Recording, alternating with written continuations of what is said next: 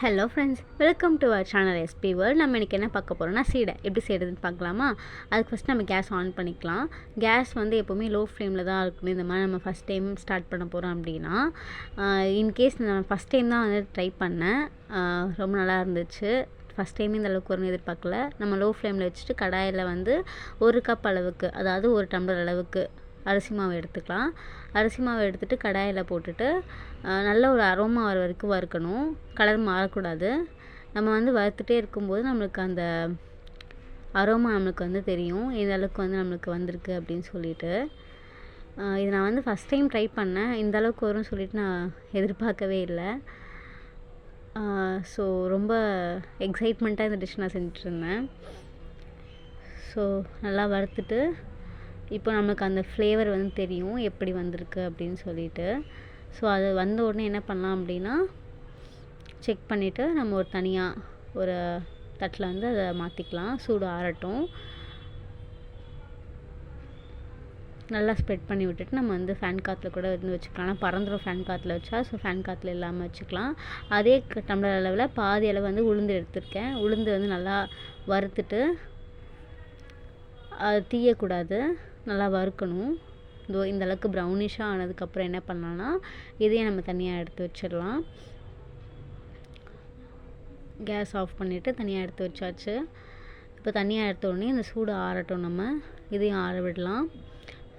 சூடு ஆறின உடனே ஒரு மிக்ஸி ஜாரில் இதை போட்டு நல்லா பவுடராக அரைச்சிக்கலாம். ஃபைன் பவுடராக இருக்கணும்னு அவசியம் இல்லை, கொஞ்சம் குறைப்பாக இருந்தாலும் ஓகே தான். அந்த அரிசி மாவோடு சேர்த்துட்டு அது கூட ஒரு ஸ்பெஷல் ஐட்டம் ஆட் பண்ண போகிறோம், அதுதான் வெண்ணெய். ஸோ வந்து வெண்ணெய் நம்ம சேர்க்கும்போது இதோடைய டேஸ்ட்டே வந்து ரொம்ப டிஃப்ரெண்ட்டாக வந்து இருந்துச்சு.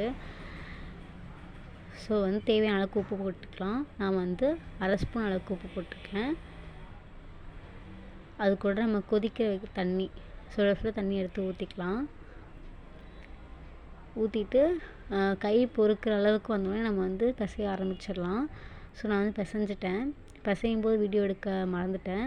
ஸோ நம்ம எந்த பதம் பிசையணும் அப்படின்னா வந்து, எடுக்கும்போது கையில் வந்து உதிரியாக இப்படி வரக்கூடாது. இது வந்து ராங் மெத்தட். இந்த மெத்தடில் தான் சீடை நமக்கு உருண்டை பிடிக்க வராது. ஸோ இதை பண்ணக்கூடாது. எப்படி இருக்கணும் அப்படின்னா, எடுத்து கையில் பிசையணும். நியூவாக வந்து செய்கிறவங்க எப்படி பண்ணலாம் அப்படின்னா, தட்டில் கொஞ்சமாக எடுத்து அழுத்தி பார்க்கலாம். ஸோ இப்படி அழுத்தும்போது தட்டிலையும் ஒட்டக்கூடாது, ஆனால் ஸ்ப்ரெட் ஆகணும். அந்த அளவுக்கு நம்மளுக்கு வந்து இருந்துச்சுன்னா அதான் பதம். அதை நம்ம எடுத்து என்ன பண்ணோம் அப்படின்னா உருட்ட ஆரம்பிச்சிடலாம். ஸோ வந்து உருட்டும்போது நம்ம டிப் ஃபிங்கர் இருக்குல்ல, அந்த ஃபிங்கர் டிப்பில் வச்சு நம்ம உருட்டணும். அப்போ தான் நமக்கு வந்து உடையாமல் ஷேப் கரெக்டாக உங்களுக்கு வந்து வரும். ஸோ நல்லா இப்படி வந்து உருட்டும் போதே நல்லா பால் மாதிரி உருட்டணும். கவனிக்கலைன்னா இன்னொரு வாட்டி நான் செஞ்சு காமிக்கிறேன், அதை பாருங்கள். கொஞ்சமாக எடுத்துகிட்டு டிப்பில் வந்து இது பண்ணிக்கோங்க.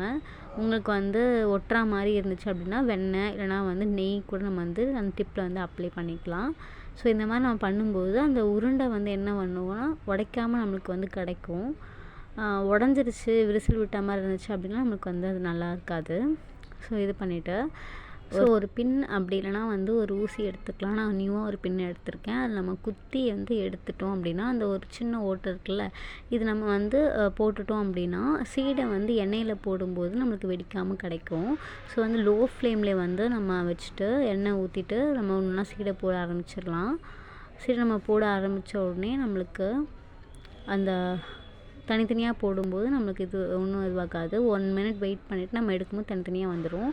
ஸோ இந்த ப்ரௌன் கலரில் வரும்போது நம்ம சீடையை வந்து வெளியே எடுத்துடலாம். உங்களுக்கு வேணும்னா டிஷ்யூ பேப்பர் கூட யூஸ் பண்ணிக்கோங்க. இப்படி தான் வந்து நம்மளுக்கு சீடை கிடச்சிது. ரொம்பவே கிறிஸ்பியாக இருந்துச்சு. Subscribe and follow my channel. Tata guys, love you all.